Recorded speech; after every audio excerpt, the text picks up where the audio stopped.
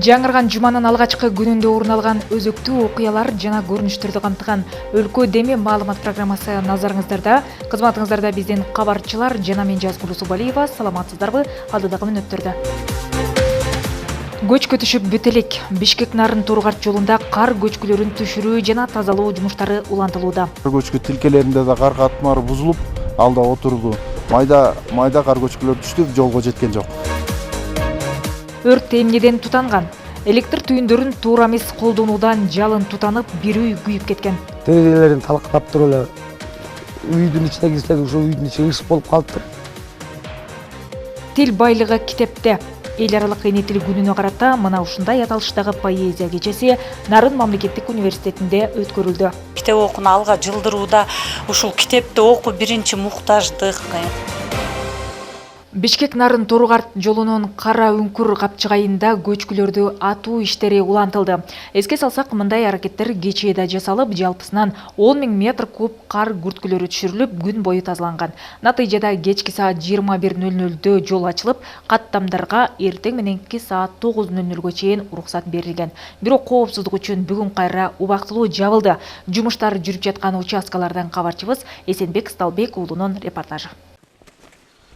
Все, даярсыңбы? Даяр. Огонь! Артиллериялык курал менен кар көчкүсүн мажбурлап түшүрүү иштери жүргүзүлүп жаткан бул аймак Бишкек Нарын Торгарт автожолунун Кара Үңкүр капчыгайындагы эң кооптуу делген тилкелердин бири. Мындан улам жүргүнчүлөрдүн коопсуздугу үчүн коркунучтуу тилкелердеги кар көчкүлөр курал колдонуу жолу менен түшүрүлүүдө. Могу 4 эмесин ар жак менен кошо кетет да. Накопление бар. Үстү түшкөн. 18 февралдан берки атып түшүрүү иштерин алкаганда жогоруда аталган жолдун 296-чакырымына 12 000 метр куб кар көчкүсү түшкөн. Түшкөн көчкү ошол эле күнү жолчулардын ыкчам аракети менен 2 саат аралыгында тазаланып, каттам ачылган. Ал эми андан кийинки атуу иштеринде ордунан козголгон кар көчкүлөр коктуу ичинде калып, жолго жеткен эмес. Чоң көчкүдө калган 4/1 бөлүгү каттамы, кар каттамы бузулуп отурду. 5-4 кар көчкү тилкелеринде да кар катмары бузулуп, алда отурду. Майда кар көчкүлөр түштү, жолго жеткен жок. Коопсуздук үчүн жасалган аракеттердин аркасы менен Бишкек Нарын Торгарт автожолунун Кара Үңкүр капчыгайындагы тилкеси мындан ары күндүн кечки саат 18:00 таңкы саат 09:00 чейин ачылып, каттам жүргүзүү чечими кабыл алынды. Бирок айдоочуларды жолго чыккан учурда унаалардын ортосунда 500 метрлик аралыкты сактоо эскертилет. Азыр чечим кабыл алдык. Күндүзгү каттамды биз чектеп токтотуп турабыз. Кечки 6-дан баштап эртең мененки саат 9-га чейин жол каттамын ачабыз. Мен ошо жүргүнчүлөргө баарына кайрылат элем. Ошол машина аралыгын 500 метрден, дистанцияны ошол 500 метрден сактап өтүшсө, эми ишенип туралык. Калганы түшпөйт деп, анткени ал жерде мындай чаша бар экен, ошол чашанын ичине кар чогулуп түшүп калды. Күн акырын жылыса, акырын эрип түшөт деген биздин үмүтүбүз бар. Каттамга чектөө коюлуп ачылганы менен кар көчкү түшүү ыктымалдуулугу да эле сакталууда. Буга байланыштуу жакынкы күндөрү Кара Үңкүр капчыгайынын кооптуу тилкелеринде тиешелүү күч структуралар жана жол тейлөө мекемелери жолоочулардын коопсуздугу үчүн иш жүргүзүшмөкчү. Эсенбек Сталбек уулу, Нурсултан Болотбек уулу, Өлкө Деми, Нарын району.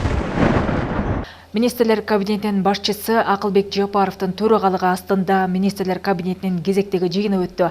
Анын күн тартибине 12 маселе коюлган. Эң орчундуулары катары архитектура, курулуш жана турак жай коммуналдык чарба мамлекеттик агенттигинин иши каралды. Мында төрага Кыргызстандын аймагынын сейсмикалык өзгөчөлүктөрүн эске алуу менен курулуш тармагын реформалоо боюнча программанын долбоорун кароого киргизүүнү тапшырды. Жыйындын жүрүшүндө ошондой эле мамлекеттик органдардын тышкы саясат чөйрөсүндөгү өз ара аракеттенүүлөрү да унутта калбады. Өлкөдөн тышкары бардык сапарлар тышкы саясатты жүргүзүүчү ведомство менен макулдалышы керек. Ар бир сапардын жыйынтыгы боюнча саякат мамлекеттин эсебинен же чакырган тараптын эсебинен уюштурулганына карабастан, сапардын жыйынтыгы боюнча отчет берүү зарыл. Бул маселе ведомство жетекчилери тараптан катуу көзөмөлгө алынышы тийиш, деди Акылбек Жапаров. Ипотеканын баштапкы төлөмүн эми кепилдик фонд берет. Кепилдик фонду жөнүндө мыйзамга киргизилген өзгөртүүгө ылайык ипотекалык насыя мамлекеттик программасынын катышуучуларынын баштапкы төлөмгө каражаты жок болсо, фонддон кепилдик беришет. Банктар фонддун кепилдиги менен жарандарга ипотекалык насыя берет. Азыркы учурда турак жай алууда баасынын 20%га чейинки бөлүгү баштапкы төлөм катары талап кылынат. Нурзат Бекбаева көп кабаттуу батирлердин биринен турак жайлуу болуп, үй бүлөсү менен кубанып турган маалы. Өзү жана жолдошу да мамлекеттик кызматта иштегендиктен өз алдынча батир алууга мүмкүнчүлүгү жок болчу. Батирди алар мамлекеттик ипотекалык компания аркылуу алышкан. Документтеримди өткүзгөм, ошондо будан 10 жыл мурун болуп калды да. Документтерим өттүп, бирок айлык маянабыз жетпей калды жолдошум экөөбүздүкүн эсептегенде. Биз төлөй албай кала турган болуп калдык да, ошо мен унутуп койдум аны. Анан жүрө бердик. Анан ушул жылдары 2022 жылы өткөн жылы бардык документибизди тапшырсак өттү. Ушул мамлекеттик ипотекалык компанияга мен рахмат айтам. Бизге окшогон үй бүлөлөр азыр Кыргызстанда көп эле. Биз чогултуп ала деле албайт экенбиз чынын айтканда. Ушул компания менен алып, азыр 1 жылдын жүзү болот буйруса. Өзүбүздүн үйүбүздө жашап атабыз. 2 бөлмөлүү квартира алганбыз, адагы болсо жакшы. Батирди 2 миллион 100 миң сомго сатып алган, 10 жылдык мөөнөткө 8% менен. Ипотеканын шарттары менен социалдык фонддогу пенсиялык топтомосун алып төгүүгө да болот. Жолдошу экөөнүкү биригип 150 миң сом алып, үй алууда чоң жардам болгон. Мамлекеттик кызматта иштегендердин турак жайлуу болушуна колдоо көрсөткөн мамлекеттик программа чоң мүмкүнчүлүк түзгөндүгүн билдирди. Бул программаны абдан эле колдойм, ыраазымын, чындап. Сонун жакшы мүмкүнчүлүктү анан биз деген 8% менен алдык, бирок азыр 4% дагы. Баштапкы төлөм жок болчу, бирок биз 2 үйдү эмеге залогко койгонбуз, күрөөгө койгонбуз. Анан угуп калдык, ошо соцфонддогу которсок болот экен деп, соцфонддон чогулган акчабызды дагы котордук. Кичине болсо дагы биздин азыр төлөмүбүз азайган да.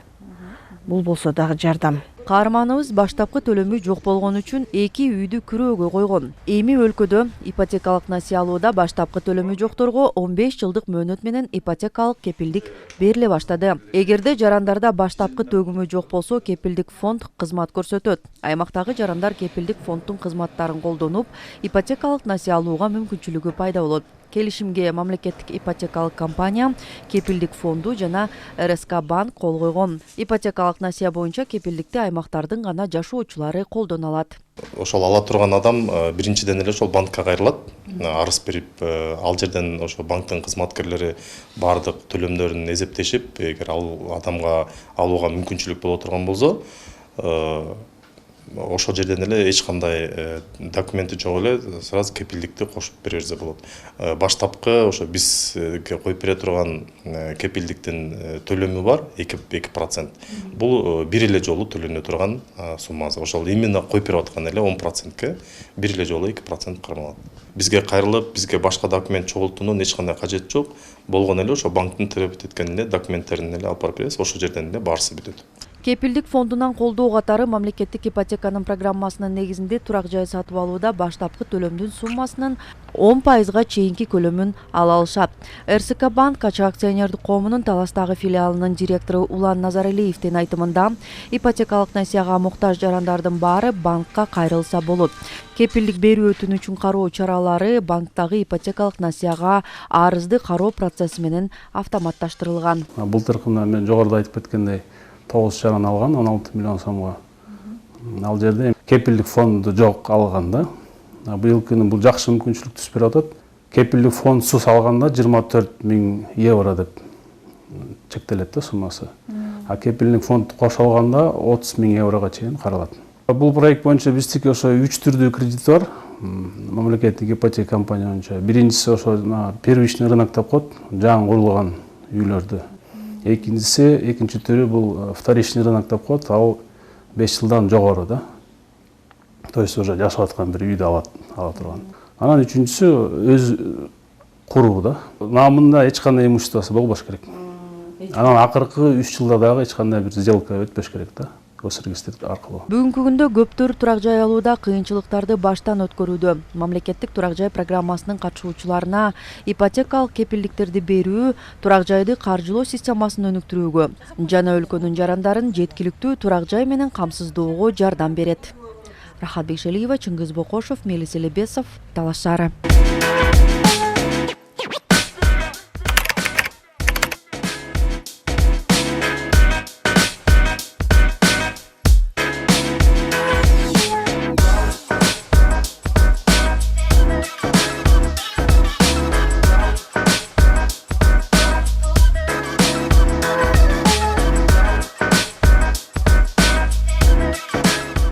Ар бир жаран татыктуу жашоого акылуу. 20 февраль бүткүл дүйнөлүк адилеттүүлүк күнүнө карата Нарын облустук маалымат китепканасында тегерек стол өттү. Анда экономикалык өсүш, саламаттык сактоо, билим берүү, социалдык жардам, калкты жумуш менен камсыздоо жана аларга мамлекет тарабынан көрсөтүлгөн жөлөк пулдарга байланышкан маселелер талкууланды. Өткөн жылы аз камсыз болгон үй бүлөлөрдү жакырчылыктан чыгаруу максатында Нарын шаарынан 20, ал эми Ага Аты Уйкаш райондон 30 үй бүлөгө социалдык келишимдин негизинде 100 000 сомдон берилген. Быйыл үй бүлөгө көмөк жөлөк пулун алган 176 үй бүлөгө социалдык жардам берилиши күтүлүүдө. Ошондой эле мүмкүнчүлүгү чектелген адамдарга берилген жөлөк пулдун жана пенсиянын өлчөмү да жогорулады. Негизинен кепилденген минималдуу кирешенин көлөмү киши башына бөлгөндө 1000 сомдон ашпашы керек. Жөлөк бул мисалы үчүн республиканын чегинде жалпы 1200 сом болсо, бизде 50% жерде 1800 алышат. Ал эми Нарын районунда 6 түрлүү коэффициент бир 20%тен 70%ке чейинки жерлер бар да. Мисалы үчүн жер көчкү айылы 70% менен төлөнөт. 20 февраль бүткүл дүйнөлүк адилеттүүлүк күнүнө карата Нарын шаардык мэриясы тарабынан 1 айлык жарыяланган. Анда калктын аялуу катмарына материалдык жактан жардам көрсөтүү боюнча иш-чаралар планы бекитилген. Ал үчүн жергиликтүү бюджеттен атайын каражат бөлүндү. Башкы басым кароосуз калган балдарга, ден соолугунан мүмкүнчүлүгү чектелгендерге жана аз камсыз болгон жарандарга жасалат. Быйыл ошол жеңилдиктер статьясында атайын ушул аялуу катмарларга каралган акча каражаты 1 300 000 көбөйтүлдү. Бизде Нарын райондор аралык эмгек социалдык камсыздоо миграция башкармалыгында каттоодо турган, анан ошого жараша акча каражаты бөлүнөт да.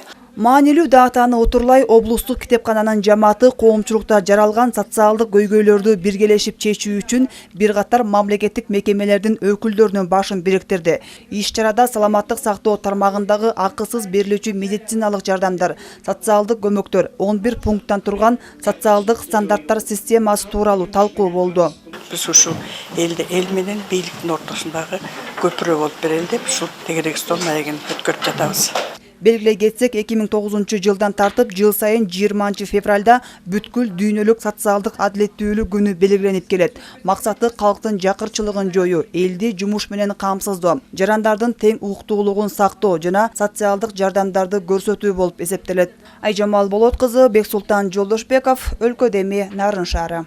2023-2030 жылдарга Кыргызстандагы ден соолугунан мүмкүнчүлүгү чектелгендер жана калктын башка аз мобилдүү топтору үчүн жеткиликтүү өлкө мамлекеттик программасы бекитилди. Чечим министрлер кабинетинин жыйынында кабыл алынды. Ал өзүнө эмнелерди камтыйт жана кандай жеңилдиктер каралышы мүмкүн, кабарчыбыз кызыгып көрдү. Роза Бегалиеванын өмүрү майыптар арабасына байланган. 23 жыл мурун автокырсык кесепетинен баспай калган. Майыптык азабын канча тартса да өз түйшүгүн башкаларга арткысы келбейт. Ижарага алып иштеткен бул чакан сулуулук салонунда учурда өзү жалгыз иштөөдө. Тапкан тергени мына ушул салон менен батиринин ижара акысынан ашпайт. Тырмак жасайм, каш жасайм, анан макияж жасайм. Анан эгерде чач тарач болсо, албетте жакшы болмок да. Бирок тилекке каршы азыр мен өзүм жалгыз иштеп атам 7 айдан бери. Күнүмдүк оокатка акча таап атам дегендей, андан ашып кеткен жок да. Анан аренда чыкпай, аренданын акчасы чыкпай атса, өзүмдүн пенсиямды кошуп атам. Ошо менен жаап кетип атат да. Майыптыгы бар адамдардын иш менен камсыз болушу да иш жүзүндө мыйзамда көрсөтүлгөндөй эмес экенин белгилейт. Дымыча ЛОВЗ коомдук фондунун төрагасы Алтынбек Кабаев. Ал өлкөнүн 7 дубанынан 3000ден ашык ден соолугунан мүмкүнчүлүгү чектелген жарандар менен дайым тыгыз байланышта жана алардын көйгөй маселелери менен жакындан тааныш. Биз дагы Бак Тергечевичтин кабылдоосунда болуп, ушул жогоруда көтөрүлгөн маселелерди сунуштаганбыз. Булар баягы бир тар бөлмөдөн өзүнө эле ыңгайлаштырылган бир тар чөйрөдөн сыртка чыга албайт да. Буларды алып чыгууну кандайдыр бир механизм иштеп чыгыш керек мамлекеттик деңгээлдечи.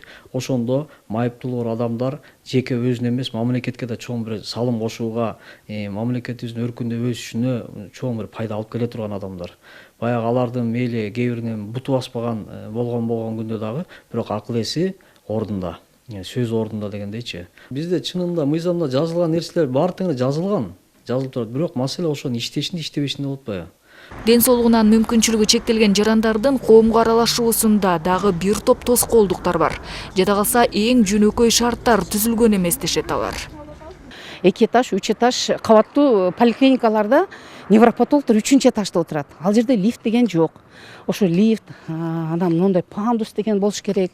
Коляскачан балдар бар, ошоларды алып чыгып, алып төшөш, анан тиги чоңоюп калган балдар аны көтөрүш кыйын болот да, бир энеге кыйын болот.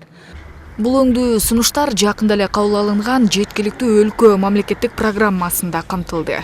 Мындан 3 күн мурун болгон өрт кырсыгы ансыз да социалдык колдоого муктаж үй бүлөнү оор жагдайга такады.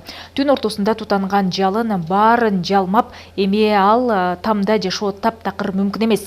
Дагы жакшы, ошол маалда кызуу уйкуда тестер кыздар жана алардын энеси кошуналарынын жардамдары менен качып чыгууга үлгүрүшкөн. Үрөй учурган окуя жана анын кесепеттери баяндамачыбыз Бөлөкбай Шеримбековдун материалында. Тилсиз жоо каптаган бул үйдөгү жалгыз бой эне 3 кызы жана алардын та энеси аярлуу катмар катары мамлекеттен эч кандай деле жардамдарды алышпай, бир гана пенсия менен күн кечирип келишкен. Ошого жараша өздөрү байырдашкан жайды оңдоп түзөдөн өткөрүп алууга чамалары чак эле.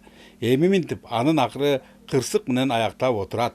Өрт өчүрдүн жасаган театрына караганда мындагы өрттүн чыгышына эң башкалардан болуп электр жабдуулары жана түйүндөрдүн эскилиги себеп болгон. Ал эми өрт кырсыгы катталган маалда бул үйдө жалгыз бой эне 3 кызы жана та энеси менен болгон. Алардын баарысының түтүнгө уулангандыктан бүгүнкү күндө Нарын облустук бириктирилген ооруканасында дарыланышууда. Түнкү 3-төрдө кызы үйгө чуркап келди. Биздин дарбазабыз ачык болчу, кошуналардын баарын такылдатып келипти.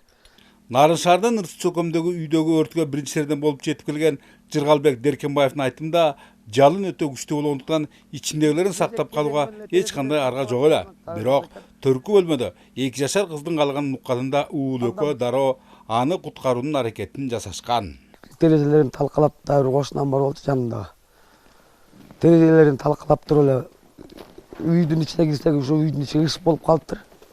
Тамак да ошондон бүтүп калды мекен. Үйдүн ичине кирип эле баланы таппай атып анан артыман уулум секирип кирди дагы. Терезеге бир маалда от жалылтай баштаганда эле баланы алып калганга үлгүрүп калдык ошол.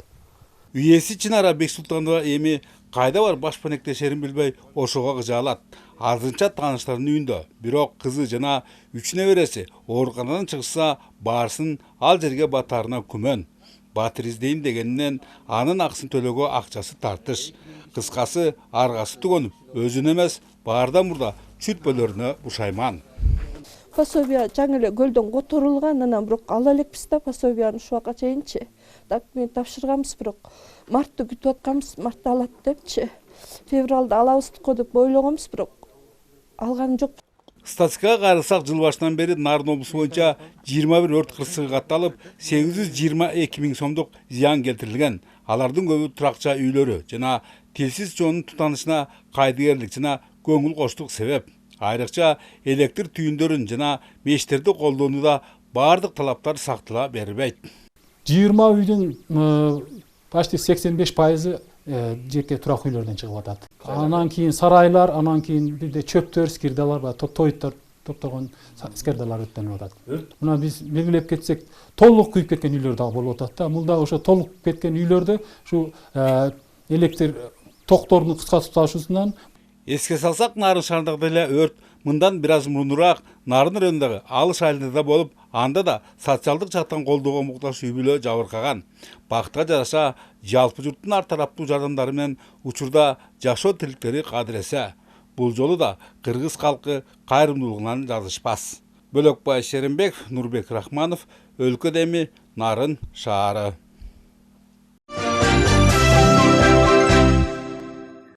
Сатыбалды Нааматов атындагы Нарын мамлекеттик университетинин илимий китепканасында 21 февраль эл аралык эне тил күнүнө карата тилдин байлыгы китепте аттуу поэзия кечеси өткөрүлдү. Анда Кыргыз Республикасынын маданиятынын мыкты кызматкери акын Гүлбүбү Байбугоеванын «Жолуксак кандай жакшы» 4-күнчү китебинин бет ачары болду. Ага Нарын шаарындагы китепканалардын кызматкерлери жана студенттер катышты. Поэзия кечесинен кененирээк кабарчыбыз Жипара Насырованын материалында. Ушундай керемет ырлар окуп өтөргүчөп чыгат да жан дүйнөгөн. Анан эми силер болбосоңор эми Кыргыз Республикасынын маданиятынын мыкты кызматкери акын Калбүбү Байбугуеванын 4-күнчү «Жолуккан кандай жакшы» аталышындагы чоң көлөмдүү китебинин бет ачары болду. Ыр жазуу менен өзүнө дем күч алган каарман буга чейин жүрөлүчү жүрөк оорутпай, чындык ыры ыйлаган заман аталышындагы китептерин жарыкка чыгарган. Акындык талант жараткандан берилген белек деген Байбугуева буларга токтолду. Кудайдан берилген белек да мындай айтканда талант дегенчи. Ал баарын менин оюмча баарын эле бериле бербейт болуш керек экен бул. Баягы мону баштайм чыгармачылык менен мону ушундай мен жазуучу болом же мындай сүрөткөр болом же артист болом десе албетте болбойт да. Ал Кудайдан берилген нерсе. Мен биринчи китебимде 68-жылы Кыргызстан пионер гезитине чыккан. Анан ошо ойдон ортодо баягы бир-эки ырлар жазып эле көп этибар албай жүрчүмүн, себеби мен кесибим башка болду да. Баштан бирок жандандырайын дебесең деле капкага шебеге ката албайсың да. Баары бир боло берет экен, чыга берет экен. Биз кыргызбыз, нарктуулугун сактаган, биз кыргызбыз. Айкөлдүгүн жар салып. Сатыбалды Нааматов атындагы Нарын мамлекеттик университетинин илимий китепканасында 21 февраль эл аралык эне тил күнүнө карата тил байлыгы китепте аталышындагы поэзия кечеси өттү. Анда акын Калбүбү Байбугуеванын «Жолуккан кандай жакшы» аталышындагы 4-күнчү чоң көлөмдүү китебинин бет ачары болду. Ага Нарын шаарындагы бардык китепканалардын кызматкерлери жана студенттер катышты. Китеп окууну алга жылдырууда ушул китепти окуп биринчи муктаждык, жүрөктүн, акыл эстин жан азыгына айлантып, анан мекенчил жаштарды тарбиялайлы деген максатта биз мындай поэзия кечелерди бүгүн эле эмес, буга чейин да уюштуруп келгенбиз. Аталган поэзия кечесинде эне тилдин нарктуулугу, баалуулугу жана бүгүнкү күндөгү абалы тууралуу баяндамалар окулду. Жаш муунду тилге аяр мамиле кылууга үндөгөн кеп кеңештер, акыл насааттар айтылды. Мындан сырткары студенттер Калбүбү Байбугуеванын чыгармаларын көркөм окуп, акындын жазуу стили, чыгармалардагы колдонгон сөз каражаттарына баа берилди. Айдан түшкөн немеде айып таппай кенедей, ап карайбыз капырай, алып учуп ченебей. Мен бул эженин ырларын окуганда өзүмө мындай мотивация алдым. Мага эженин чындыкты жазган жакты. Ар дайым чындыкты жазат. Ар дайым мындай тең укуктуу болуп жазат. Маанилери жакшы ырлар, башка ырларга караганда жакшы ырлар мага ошонусу жакты. 21 февраль эне тилдин эл аралык күнү. Бул күн 1999-жылы ЮНЕСКО эл аралык уюмунун 30-чу сессиясында белгиленген. 2000 жылдан бери тил жана маданият түрдүүлүккө көмөк көрсөтүү максатында бир топ өлкөдө белгиленип келет. Бул датага байланыштуу Нарын облусунда 1 айлык жарыяланып, анын алкагында бир катар иш-чаралар өткөрүлүүдө. Жипара Насырова, Бексултан Жолдошбеков, Өлкө Деми, Нарын шаары. Куралдуу күчтөрдүн Токмок шаарында жайгашкан 52-806 аскердик бөлүгүнүн аэродромунун базасында аба десанттык машыгуу өткөрүлдү. Анда атайын багыттагы бөлүктүн 28 жоокери АН-26 учагынан парашют менен секирип, күжүрмөн даярдыктарын көрсөтүштү. Анын жүрүшү кесиптешимдин репортажында.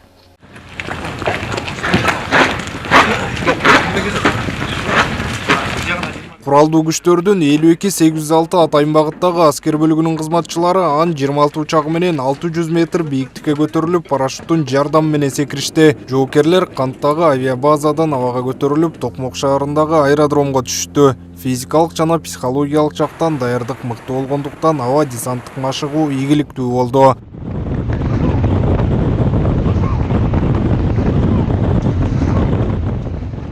Аскер бөлүгүнүн өздүк курамы Ан-26 деген самолеттор бар бизде. Самолеттун ылдамдыгы 350-300 км саатына болгонуна байланыштуу. Бул аябай мындайча айтканда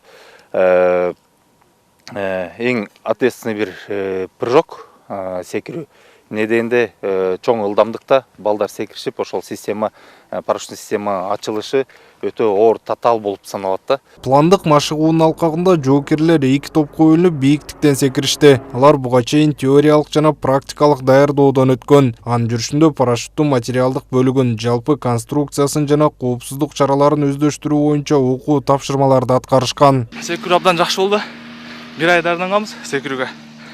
Ошо секирүүнүн алдындагы сезимдер, андан түшкөндөн кийинки сезимдер. Коркунуч болбойбу биринчиден секирүүнүн алдында. Бирок самолеттен бөлүнгөндөн кийин, купол ачылгандан кийин абдан сонун ощущение болду. Атайын багыттагы жоокерлер бир гана парашют менен секирбей, алдыга коюлган тапшырманы да аткарышты. Кызматкерлер курал жарактары менен кошо секирип, бир объектти басып алуу боюнча аракеттерди көрүштү. Коргоо министринин орун басарынын айтымында бул сыяктуу машыгуулар ай сайын болуп турат.